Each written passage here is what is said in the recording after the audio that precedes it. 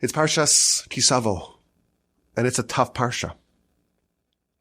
It's a tough Parsha because we have the admonition, the harsh, the fierce, the devastating, the downright depressing litany of curses. In the event that we follow the Almighty in His Torah, we hearken to Him. We adhere to Him. We commit ourselves with full devotion to what He wants of us, what He instructs us, what He commands us, to His Torah. Then we will be the recipients of great blessing in all different ways. But in the event that we deviate, we veer off the path, we depart from God and His Torah, well, then we read what happens to us, and something very different happens to us.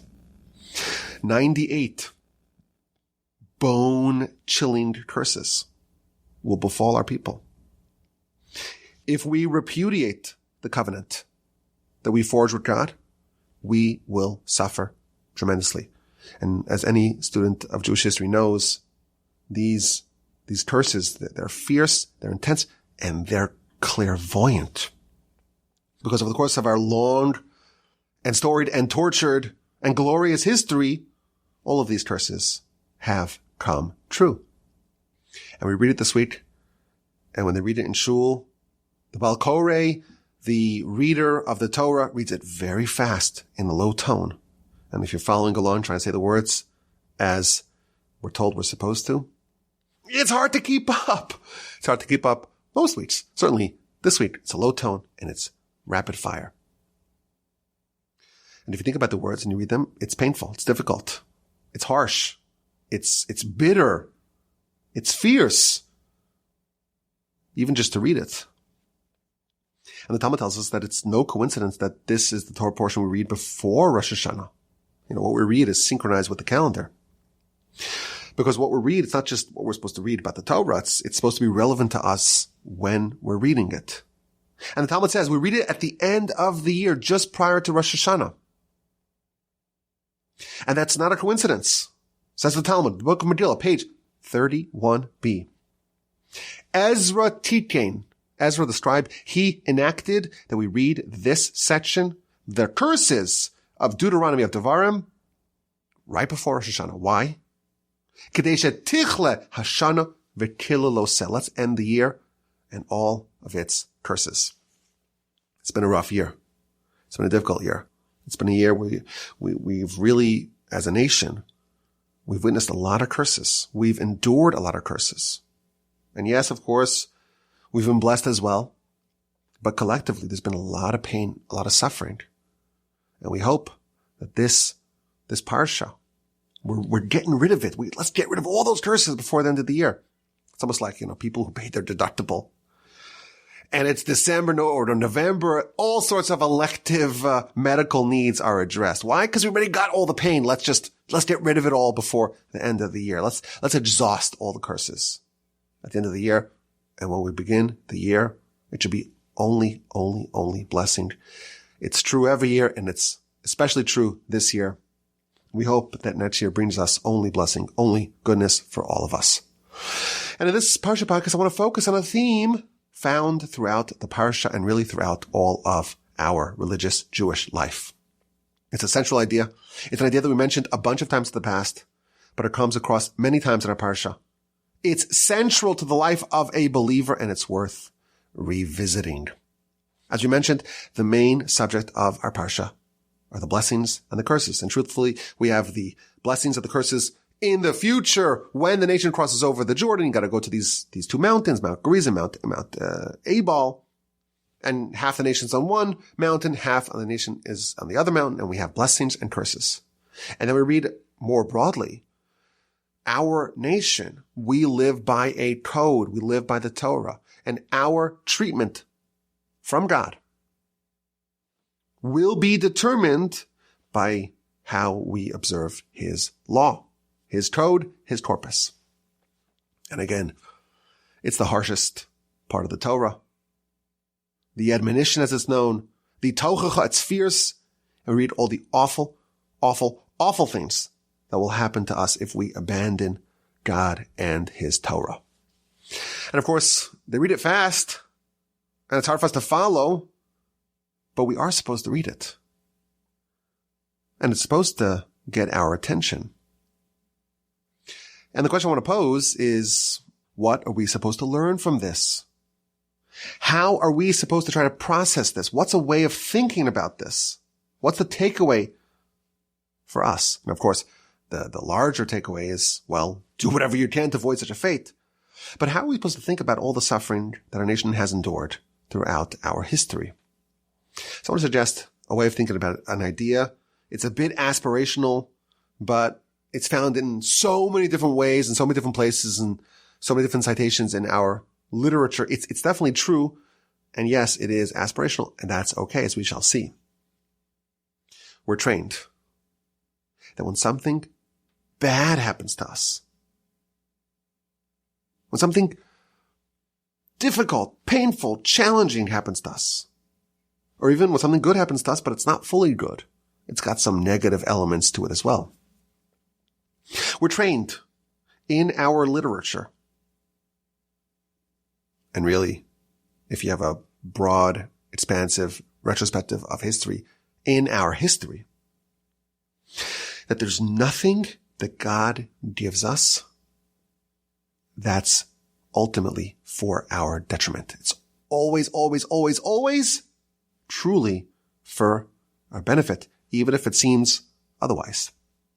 The classic teaching of the Talmud tells us when something good happens, you have to make a blessing to thank God. And when something bad happens to you, this is what the Talmud says, you have to bless God. Something good happens, something bad happens, it's the same. Both of them, you have to bless God. And the reason the Talmud says is because they're both good. And the good thing that happens to you, it's good. And it's obvious to you that it's good. And the bad thing that happens to you, it's good. It's just not obvious to you. But it's just as good as the good thing, and therefore you have to bless God, just as you bless God. For good things, you bless God for bad things. And Talmud illustrates this with an iconic episode of Rabbi Akiva. We've said the story before. Every Jewish child knows the story. Rabbi Akiva, he was traveling, and he was looking for a place to stay overnight, and no one wanted to give him a room, so he was forced to go with his possessions, his rooster, his donkey, his candle. He was forced to sleep at the field. But Rabbi Akiva had a motto, he had a mantra, he had an aphorism, he had an axiom. He had a favorite adage. Kol da'avid rachmana l'tav avid. Everything that God does is for the best. So I'm denied lodging and I'm forced to sleep in the field. Can you imagine the great Rabbi Akiva, the greatest sage of the era? And no one offers him a place to stay, can't even sleep on the couch. He's forced to go to the field. Could you imagine what a disgrace? Rabbi Akiva says, no. This is good. I don't see how it's good, but I know it's good. And he's out in the field, and at least he has his candle, and he has his rooster, and he has his donkey. But they all go bad. The wind comes and extinguishes the candle, and a jaguar comes and eats the rooster, and then a lion comes and eats the donkey, and he's left with nothing. He's out in the field, no lodging, and his possessions have been destroyed. And every time he says, Kol de'avid rachmana l'tav avid, everything God does is for the best. And that night, a marauding band of conquistadors attacked that whole area. And everyone in the town, everyone was ravaged. And all the people who were staying in the inn that Rabbi Akiva wanted to stay in, they were all attacked. And they were rampaging through the city and through the environs, and anyone they found, they attacked. Seems like attacking Jews is not a new thing. It was done millennia ago. And Rabbi Akiva realized in the morning, well, now I see how it was a blessing. If I was given lodging, I would have suffered. If my candle wasn't destroyed, if my rooster wasn't destroyed, if my donkey wasn't destroyed, I would have suffered. So I can witness, I can visualize, I can now appreciate how all those bad things were actually good. He had a motto, and his motto was vindicated. It was justified. Now the motto is still true.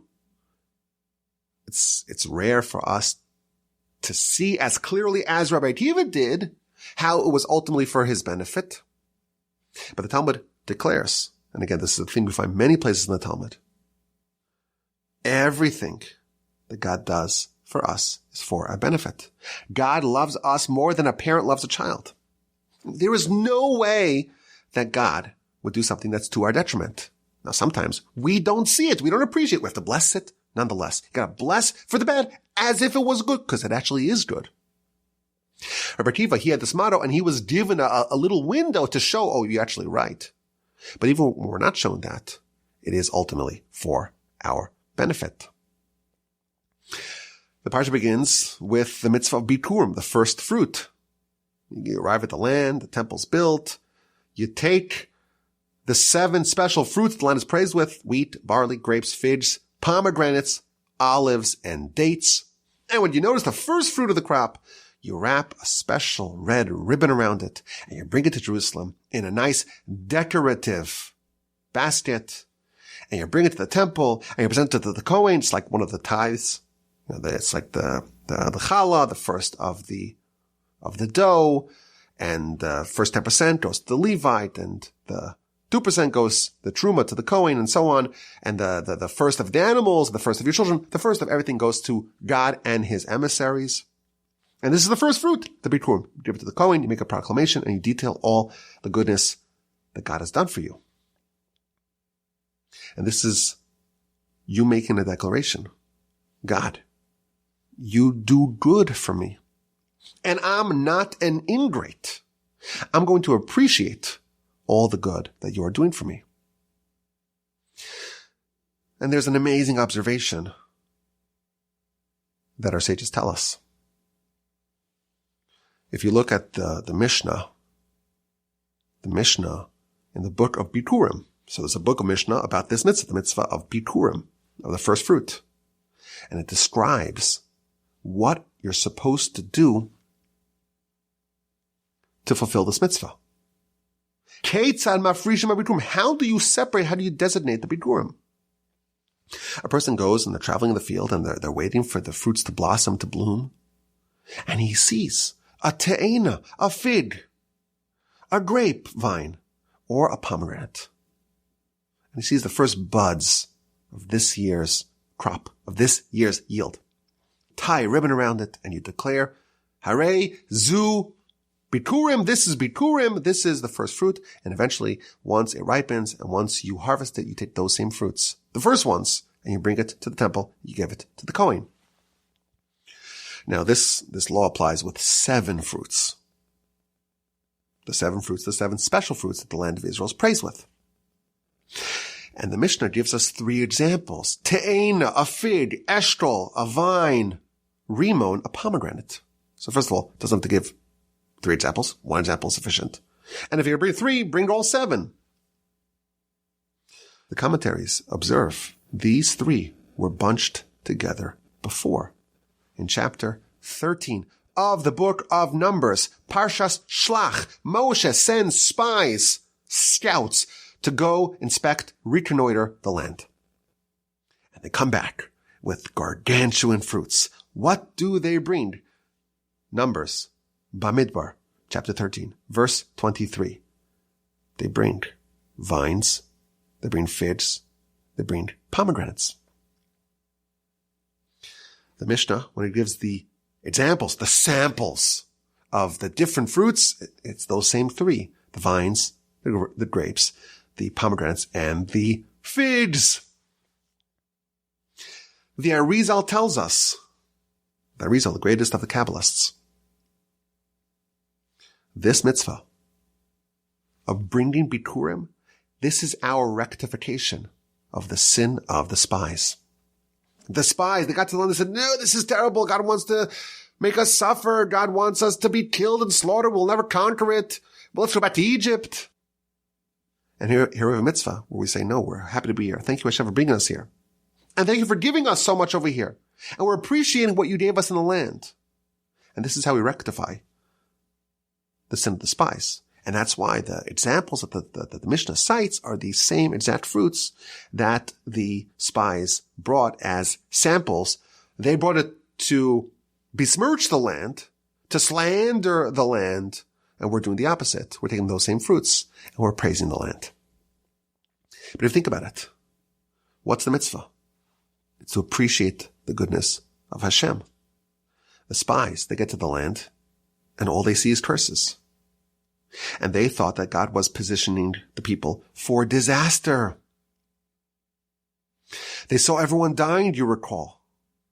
Eretz ocheles yoshveh. It's a land that consumes those who dwell upon it. Rashi says that's a blessing in disguise. God was giving them cover. Everyone's dying. No one's going to notice these 12 Israelites going inspecting the land. There was good. There was blessing. They saw curse. They saw bad. That was the fundamental mistake that they made.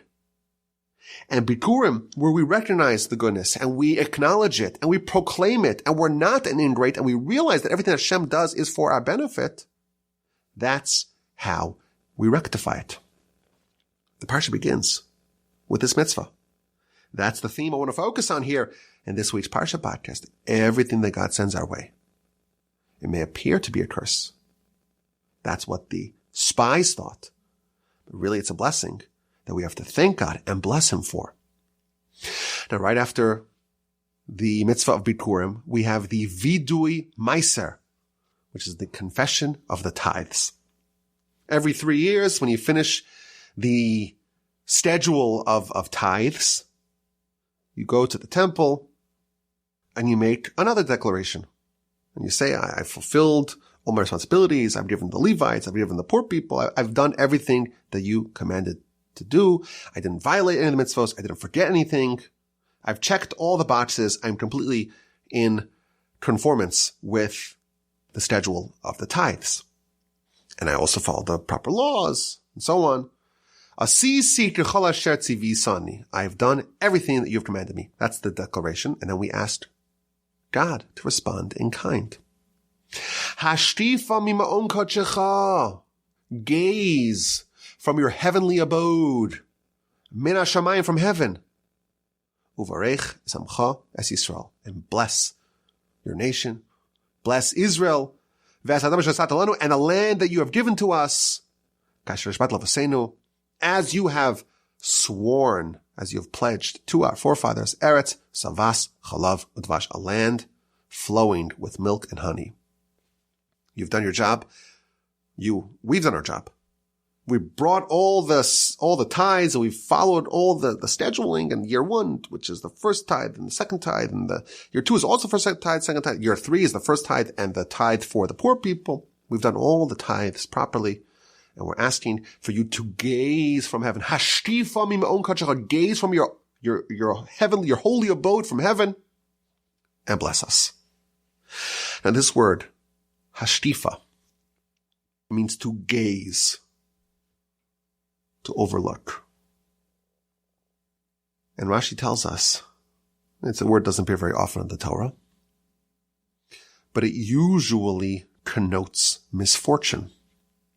For example, in Genesis chapter 18, when the angels, they went to Abraham, he thought they were people, he fed them, and then after they finished with Abraham, they went to the city of Sodom and Gomorrah to destroy it. And the verse says, Vayashtifu, and they gazed upon the cities of Sodom and Gomorrah. They set their gaze upon it. That is a different type of gaze. That was a gaze that connotes punishment. An evil gaze. A gaze of misfortune. There's only one time in all of Scripture where the word hashtifa or vayashtifu, that word, it's positive. And that's in our Parsha, chapter 26, verse 15 of the book of Devarim, Parshas Savo. Hashtifa mima'on kadshecha. Gaze from your holy abode from heaven and bless us. And here's something very interesting in a Torah lecture this week. This word, it usually connotes misfortune. Here's the only exception where this word hashtifa connotes a blessing. Why is there blessing in this word, in this verse? Do you know why? Hashtifa mima'on kachecha min hashamayim. Gaze from your heavenly abode, from heaven.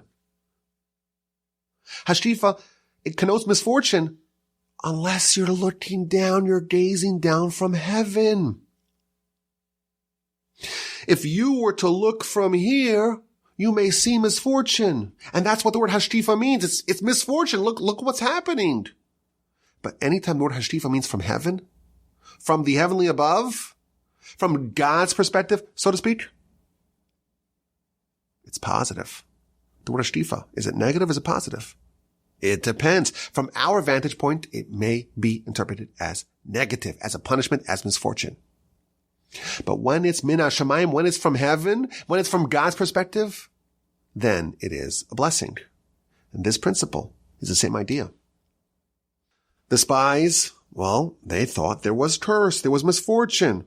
But from heaven, from God's perspective, it was a blessing. From the perspective of God, it's always blessing.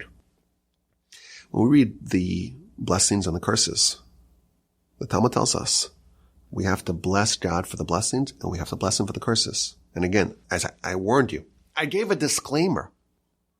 This is a bit aspirational, but on a conceptual level, on a theoretical level, on a philosophical level, we are taught, we're trained to believe that good and bad are just two flavors of good when it comes from heaven, of course. This does not mean that other people can't do evil. When it comes from heaven, it could be a blessing, it could be a curse, but actually from the perspective of God, it's always a blessing. I want to fast forward to the end of the Parsha. Chapter 28 is the most difficult chapter in the whole Torah to read. And again, it's read fast, it's read in an undertone, and if you read it and you translate the words, it's very painful. And that's compounded if you have a sense of Jewish history. But chapter 29, it's a very interesting set of verses. Moshe calls all of Israel. And he makes a statement. Listen to the statement. Atem re'isem, you saw what God did before your very eyes in the land of Egypt to Pharaoh and to all of his servants and to his entire land. He's going back to Egypt and he says, you saw something very special. Hamasos hagdolos, the great miracles that your eyes saw, the signs and the wonders, the great wonders. Think about what it was like. It's a callback to Egypt, right? 10 plagues, miracles, splitting of the sea, death of the firstborn, manna. It's just been an incredible ride. And then Moshe, verse 3 of chapter 29, he says something fascinating. V'lo nasan Hashem lachem, and God did not give you leiv ladas, a heart to understand, einayim liros, eyes to see, ears to hear, until this very day. You witness great things. You witness incredible things that happened to Pharaoh, to Egypt, these great miracles, these wonders, and these signs. But you didn't have the heart to understand, or the eyes to see, or the ears to hear until today. You didn't get it until today. Now, this is at the end of the 40 years. So it's been 40 years since the Exodus. And Moshe actually addresses that in verses 4 and 5 and so on. It took you 40 years to get the message of those miracles. Now you understand it. Today you understand it. But yesterday and the preceding 40 years, you didn't have the heart to understand and the eyes to see and the ears to hear. You didn't get it. You read Rashi. It's just absolutely fascinating what Rashi says. Rashi says that Moshe is giving them a compliment. It's a compliment. Maybe it's a backhanded compliment. He's saying what you didn't get until now, and now you finally understand. What did you not understand? You didn't recognize the kindnesses of God, and you didn't want to cleave to him. And then Rashi explains what happened on this day. Till this day. Today everything changed, but until now you didn't understand, you didn't recognize, you didn't have the heart to understand, and the eyes to see, and the ears to hear the kindnesses of God, and you didn't want to cleave to him. Until today. What happened today? So Rashi says, first of all, Rashi says, this is what I heard. He's saying, this is the interpretation that I heard. On that day, the day that Moshe is speaking, the day where they had this transformation, when they finally got it. On that day, Moshe delivered a Torah scroll to the Levites. Rashi says this is actually told later on in the Torah. In chapter 31, Moshe gave the Torah scroll to the Levites. Moshe's been teaching Torah for 40 years, but he's been teaching the oral Torah. The written Torah is only delivered at the end of the 40 years. And on this day, the day that Moshe is referencing in our verse, chapter 29, verse 3, that was the day that Moshe gave the written Torah, the Torah scroll, to his fellow Levites. And the Israelites, they came to Moshe. And they said to Moshe, Rabbeinu, Moshe, our teacher, why are you giving the Torah scroll to the Levites and not to us? We also stood at Sinai. We also accepted the Torah. We also had the Torah given to us. Why are you making your fellow Levites supreme over us? And maybe tomorrow, sometime in the future, maybe they'll say, we have the Torah and not you. The Levites may say, well, Moshe gave us the written Torah, the Torah scroll, and he didn't give it to you, so obviously the Torah is ours and it's not yours.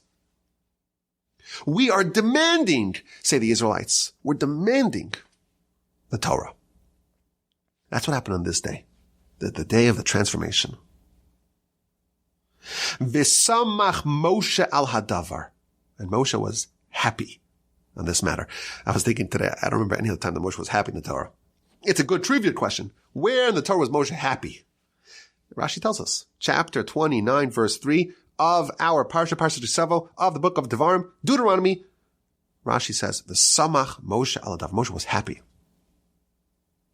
And regarding this, the same day, where the people are demanding the Torah, he says, he had said to them, meaning a few chapters earlier, he said, Hayom hazeh nihiyesa la'am. On this day, you became a nation. Chapter 27, earlier in our Parsha, Moshe tells the nation, on this day, Hayom hazeh, today, the same day, same day Moshe delivered the Torah scroll to the Levites, and the nation demands it. This is the day where they finally have the heart to understand and the eyes to see and the ears to hear. This is the day that they became a nation. Hayom hazeh hivanti. Today I understood that you want to cleave to God. You're desirous of God. An amazing comment here in Rashi. Something clicked for the nation on this day that they didn't get for 40 years. Something very important, something that Moshe is saying, you didn't have the heart to understand. You didn't have the eyes to see.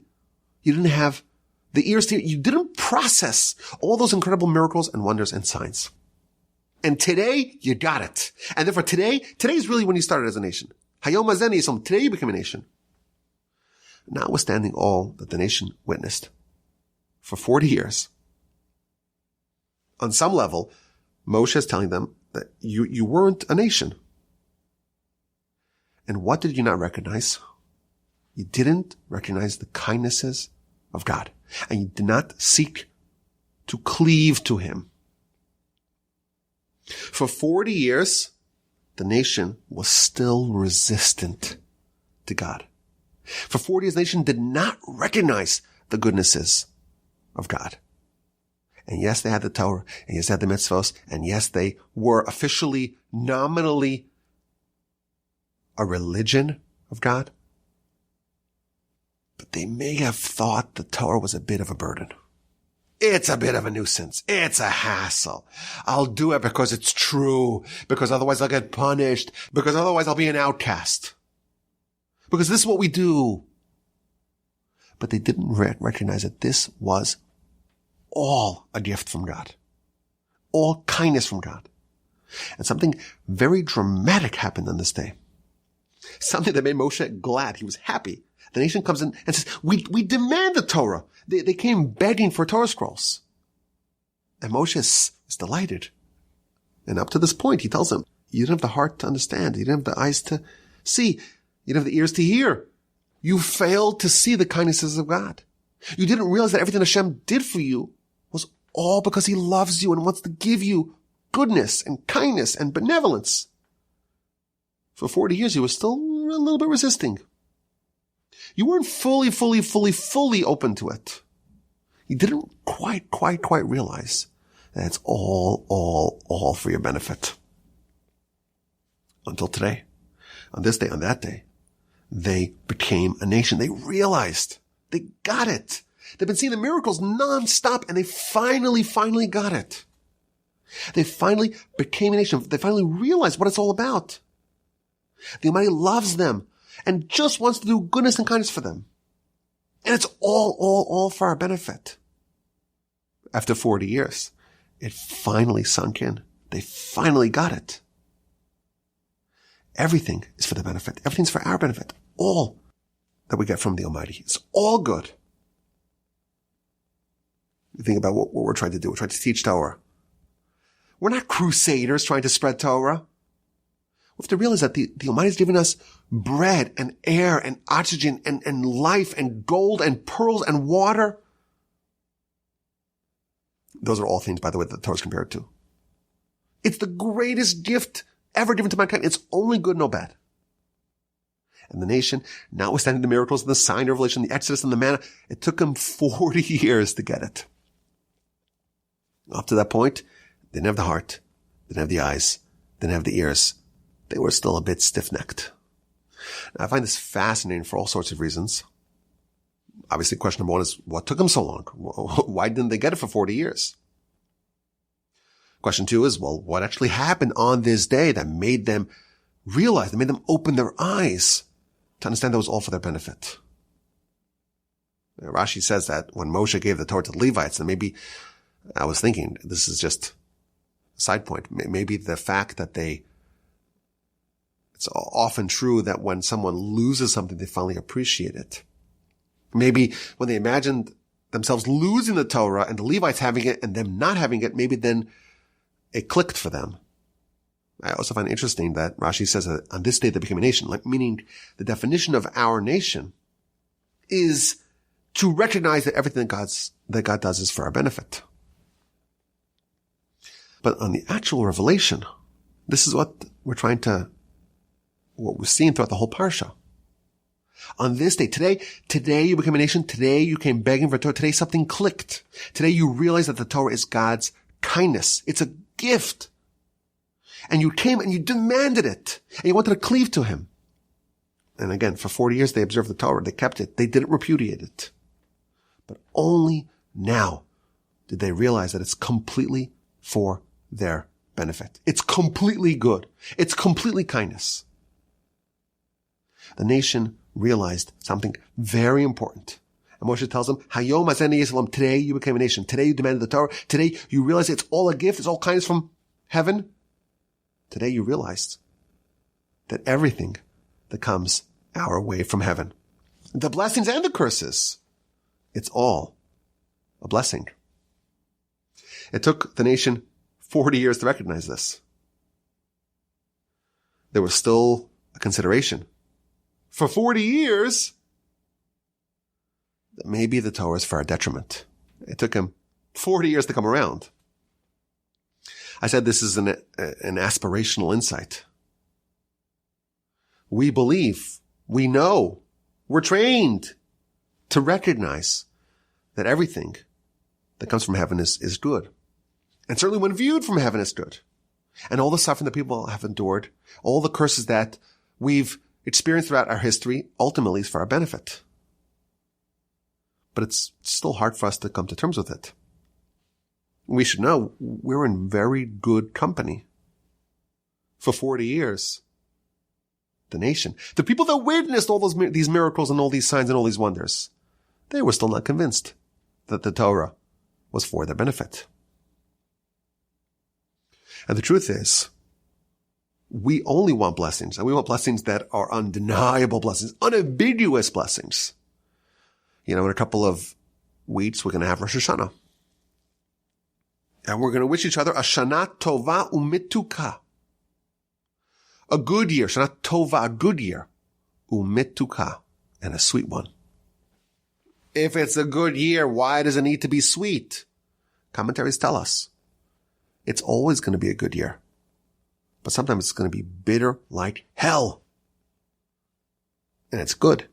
And if we could have the viewpoint from heaven, if we could look down from heaven, if we could be hashtifa min hashamayim, we'll know it's good. But only when Messiah comes will we recognize it. And we don't want that. We want perceptible goodness. We want sweet goodness. Everything is good, but there's two flavors. There's good and sweet, and there's good and awful and bitter. We want Shana Tova Umetuka. In our Amidah prayers, the very first prayer, Gomel Chasadim Tovim. God does benevolent acts of kindness, good acts of kindness. Well, if it's kindness, it's good. To say good kindnesses, that's redundant. And again, the Hasidic masters tell us everything is kindness. Everything is good. But sometimes it stings. Sometimes it hurts. Sometimes it's painful. We want good kindnesses. We want a sweet new year. We want it to be also perceptibly good. We have a very, very hard time finding the good in tragedy. And yes, we could be taught and we could be trained to know that it's ultimately for our benefit. And yes, if we could gaze down from heaven and we could see the world from the perspective of heaven, we would know it. And even when there's no apparent silver lining, we believe and we trust that it's only for our good. But nevertheless, it's very hard for us to see it now. And the verse tells us in the future, when God restores Zion, we'll be like dreamers. Az yimale schok pinu, and then our mouths will be full of laughter. Then there will be a time where we're going to be brought up to heaven, so to speak, and we'll be privy to that viewpoint. And then our mouths will be full of laughter. Now, it's impossible for us to perceive that fully. Rabbi Akiva was given a little window. That was his mantra. That was his adage that he lived by. That was an aphorism that he constantly told the students. He's Rabbi Akiva. We don't always have the benefit of being shown what's actually happening behind the scenes, behind the curtain. We don't get the hashtifa, the gaze from heaven. In the future, our mouths will be full of laughter because in the future, we'll be able to perceive it fully. And now I said it's aspirational. We don't get to experience this. That said, I want to kind of add some more little points of this idea. First of all, Rabbi Akiva, he had his adage that he would say, his aphorism, Kol de Avid Rachmana letav Avid. Everything that God does is for our good, our benefit. There was another sage from the Mishnaic era. In fact, the teacher of Rabbi Akiva, his name was Nachum Ish Gamzu. Nachum, the man of Gamzu. And why was he known as Gamzu? Because he had a different adage. His adage was Gamzu Latova. This is also Latova, for good. And the Hasidic masters tell us that there are different gradations of recognition of this idea. Rabbi Akiva would say, well, all that God does is for the best. And yes, my candle went out and my rooster is dead and my donkey was eaten. And that's not ideal, but you know what? It's better than the alternative. And therefore the silver lining actually justifies and overrides the suffering and the misery. Nachum Ish Gamzu, he had a different aphorism. Gamzu Latova. Even this is for good. Rabbi Akiva, his perspective, you could say, well, it's bad, but it's it's better because look at all the other good things that outweigh the bad. His teacher had a different perspective. He said, Gam Zulatov, also this thing. It's not just that the net result of everything is good, and therefore we'll tolerate the bad because ultimately we prefer the good that comes with the bad over the bad. He says, no. Gam Zulatov, even the bad. If you have the gaze from heaven, if you have the hashtifa, the gaze from Shamayim, from heaven, even the suffering is good. And to wrap up, I want to share with you an idea that I proposed in the past, but it relates to what we spoke about last week in the Parsha podcast. And when I looked over my notes and I saw this, I said, oh, this is something I mentioned, three or so years ago. Most of y'all probably forgot it. Okay, let's be honest, okay? Do you remember what I said 3 weeks ago? I don't even remember what I said 3 weeks ago. So I don't begrudge anyone that forgets what I said 3 weeks ago. Certainly not 3 years ago. But if you've heard it, it's okay. It's been 3 years. It's past due for us to revisit it. And it relates to what we said last week. So I figure it's worthy of mentioning it because it also relates to our subject, this very important subject. Everything that God does is for our benefit. Last week we spoke about the Ben Sorer Umoreh, the wayward and rebellious son. And the Talmud tells us, Lo haya, never happened, velo asid lihios, and it never will happen. So why is it written, Drosh v'kabel schar, study it and gain reward? There's the mitzvah, you gotta execute the Ben Sorer Umoreh, the wayward and rebellious son, but it never happened. It never happened, never will happen. So why is it taught in the Torah? Study it and gain reward. And we speculated last week a reason why it's so rewarding. You know why? Because this kid's unsalvageable. This kid's destined to become a criminal. He's going to be executed in a Jewish court of law. Kill him when he's innocent. He's unsalvageable. But it never happened and never will happen. And that's the reward. That's the lesson. No kid is unsalvageable. This was said last week. I want to suggest a different idea. A different idea why the Ben Sorer Umoreh is rewarding.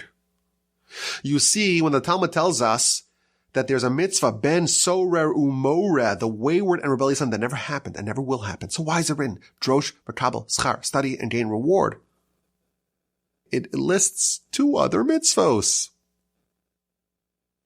There's 2 other mitzvahs that never happened, never will happen. So why are they written? Drosh v'kabel schar, study and gain reward. The Ir Hanidachas, the city that the entire city does idolatry. You have to destroy the whole city.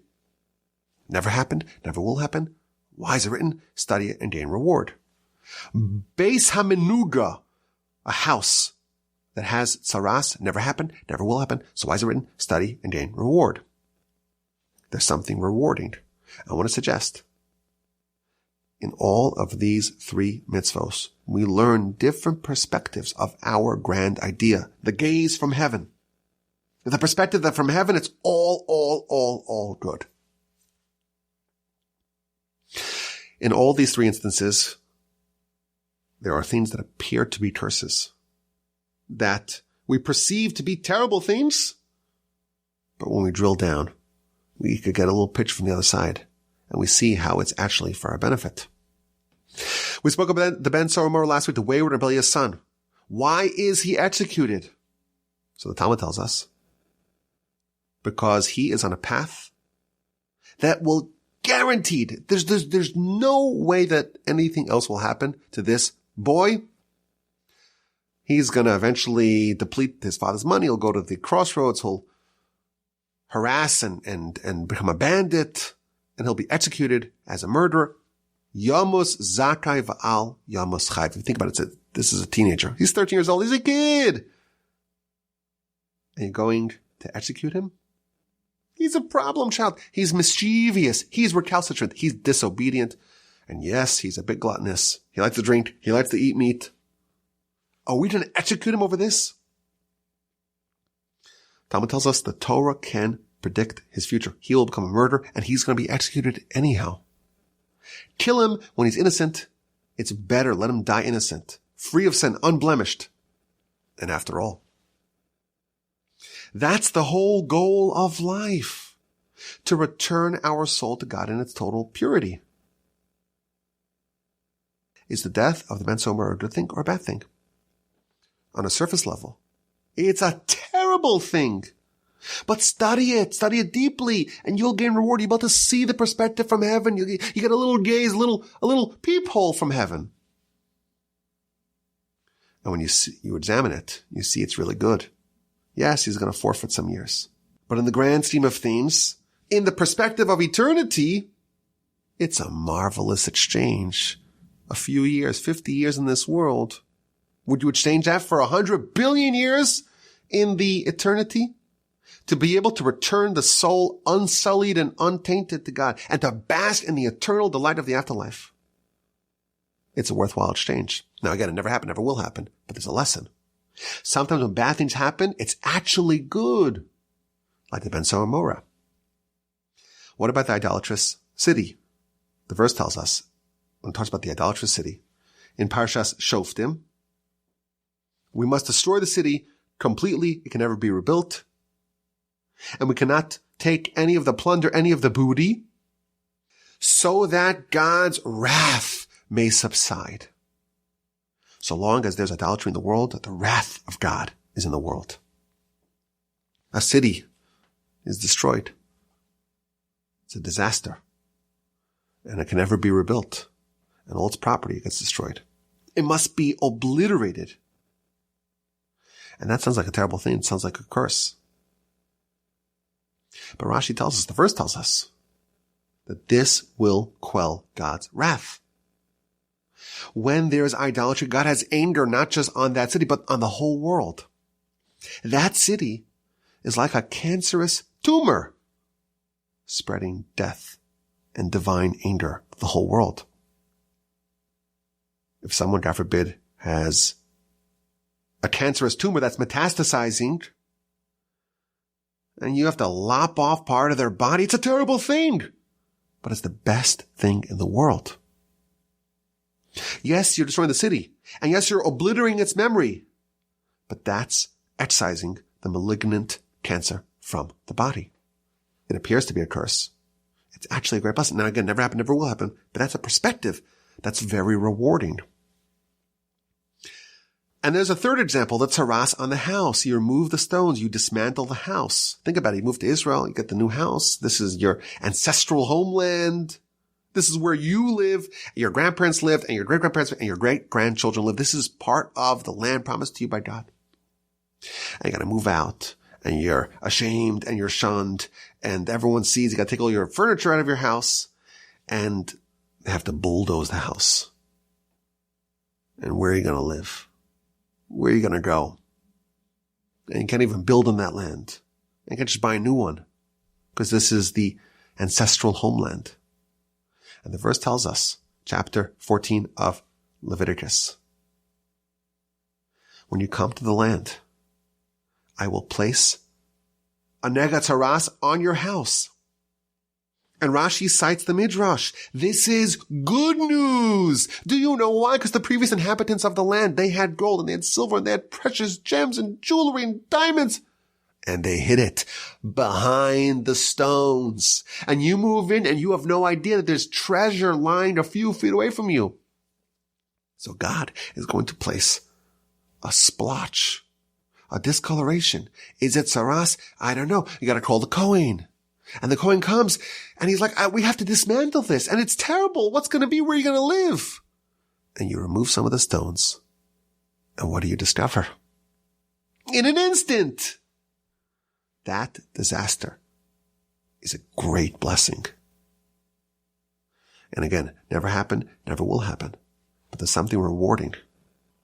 Bad things are happening all the time. There's curses everywhere. When we look at it, when we observe it, when we assess it. But here's some reward. Whatever God does is for the best. And again, there's different flavors of that. When examined from the heaven, it's only blessing. There's no misfortune. Rabbi Akiva says, everything that God does is ultimately for the best. Nachum Ish Gamzu, even the bad is really good if you could understand it from God's perspective. It's bad from our perspective. If we unpack it, if we dismantle those walls, we can maybe discover that there's a blessing here in disguise. And these three mitzvos, There are 3 different examples of how terrible things, awful things, curses can actually be very good. Sometimes it's like tsaras on the house. You're ripping apart a package, but inside there's a treasure. It's like wrapping paper. The bad, it's just a mask. It's just something you have to pull away. To tear off, you're not forfeiting anything.